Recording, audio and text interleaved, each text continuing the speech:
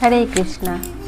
কৃষ্ণ বলছেন, আগে আমার চরণে শরণাগত হও, তারপর আমি তোমাকে সব কিছু প্রোটেকশন দেব। সর্বধর্ম পরিত্যাজ্য মাম একং শরণম ব্রজ।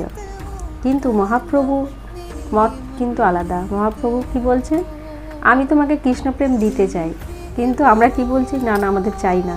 তো উনি আমাদের পিছনে দৌড়ে বেড়াচ্ছেন যে কীভাবে কৃষ্ণপ্রেম দেওয়া যায়, এইভাবে ছুটতে আছেন। তাই ব্রহ্মারও দুর্লভ প্রেম সবাকারে যাচ্ছে। তো উনি কি বলছেন, শোনো শোনো নিত্যানন্দ, শোনো হরিদাস, সর্বত্র আমার আজ্ঞা করহ প্রকাশ।